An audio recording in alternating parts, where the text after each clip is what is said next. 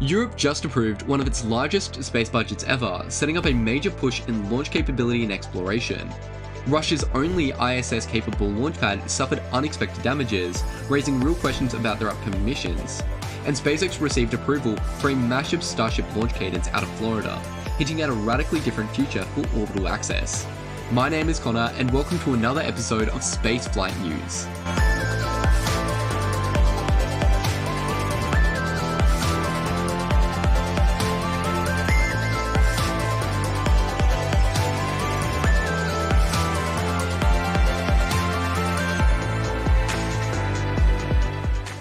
Europe just approved one of its biggest space budgets ever. The European Space Agency closed its ministerial meeting in Bremen with €22.1 billion commitment for the next 3 years. That's almost exactly what ESA was looking for, and it's about a 17% increase over the last cycle when adjusted for inflation. Some programs were even funded above their request, including a heavily oversubscribed European launch challenger, which is aimed at pushing a new commercial launch provider forward. Germany contributed the most, followed by France and then Italy. This gives Europe a more secure footing in launch development, navigation, and exploration at a moment when global competition is really starting to heat up. Russia is facing serious challenges supporting the International Space Station. The recent Soyuz MS-28 launch successfully delivered its crew to orbit, but the pad itself, Site 31-6, suffered real damage when service platforms collapsed into the flame trench below. This is currently the only pad capable of launching Soyuz and Progress missions to the ISS. Roscosmos says the repairs will be quick, but outside experts warn it could take up to 2 years. With another Progress mission planned for mid-December, this creates a lot of uncertainty around Russia's ability to maintain its ISS cadence. Jared Isaacman has used his Senate confirmation hearing to make one message absolutely clear. The United States is in a race with China, and falling behind in space could mean never catching up. He highlighted the need to push technologies like nuclear propulsion and avoid any gap in American human space presence in low Earth orbit. Senators Ted Cruz and Maria Cantwell both voiced their strong support and hope to confirm him before the end of the month. Isaacman backed key Artemis elements such as the SLS and Gateway, even though parts of the administration previously tried to cut them. He also addressed concerns about his ties to Elon Musk, saying his only relationship with SpaceX is as a customer from his private astronaut missions. A new kind of competition is forming around the ability to refuel and service satellites in orbit.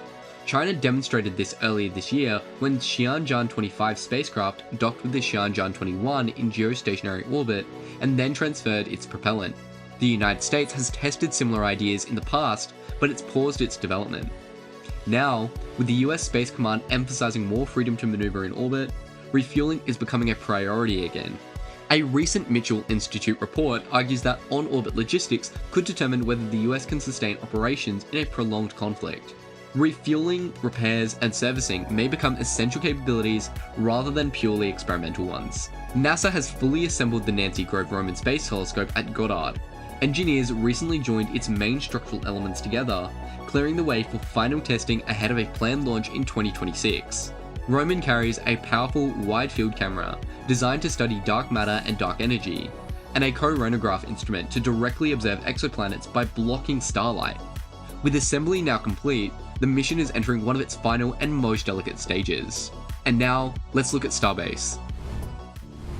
Starbase moved through another busy week as demolitions, upgrades, and new constellation all pushed forward at the exact same time. Over at Pad 1, the transformation is now hard to miss. The dirt that once cushioned falling launch mount pieces is completely gone, and the remaining legs of the mount have been cut down. Crews are getting ready to pull out entire deluge plate foundations, and even the old water deluge farm is nearly cleared, with long pipes lifted out and hauled away. The whole area is quickly becoming an open work environment for the next version of the Starship launch site. Up on the tower, SpaceX is clearly preparing for a round of upgrades. Both accumulator banks that power the arm's hydraulics were removed, and even the Pad 2 accumulator bank is now staged on the ground. The old catch rails, once trimmed down, have now been completely scrapped. All of this strongly points to a refreshed arm and catching system, rather than simply reusing old ones. At the same time, Pad 2 is taking shape fast.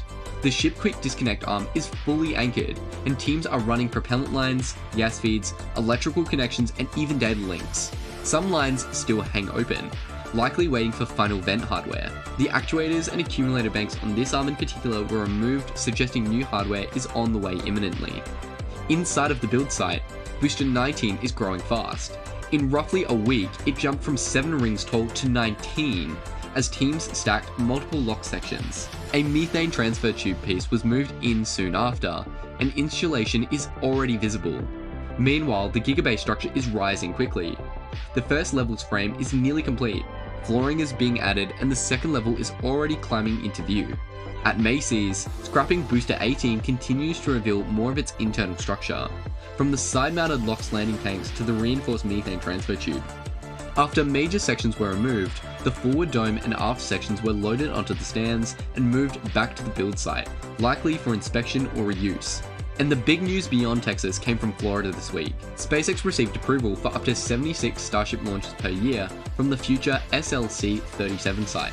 And when combined with planned activity at Pad 39, as well as Starbase, this points towards a future cadence approaching 145 Starship flights per year. And now onto launches this week. We start on December 1st, when Arianespace launched their Vega C from French Guiana, carrying the COMSAT-7, a high-resolution Earth observation satellite from the South Korean government. The mission went smoothly, and placed the spacecraft in its target orbit. On December 3rd, China launched their latest attempt at developing a reusable Falcon 9 style rocket. The vehicle reached orbit on this test flight with a dummy payload, but the first stage was not recovered. It's still an important step in China's push towards reusable launch systems, which we must note are growing and accelerating. Just a few days later, on December 6, China flew a Long March 8A rocket, carrying a batch of low Earth orbit constellation satellites. These are part of China's growing broadband constellation aimed at competing with networks like Starlink and Amazon's Kuiper.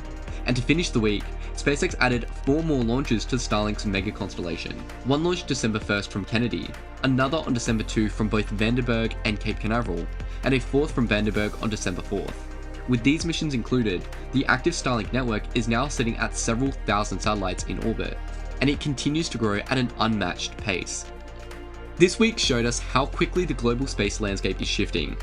Europe is stepping up its investment, Russia is facing new uncertainties, China is pushing ahead in both rocket and satellite constellations, and SpaceX is laying the groundwork for an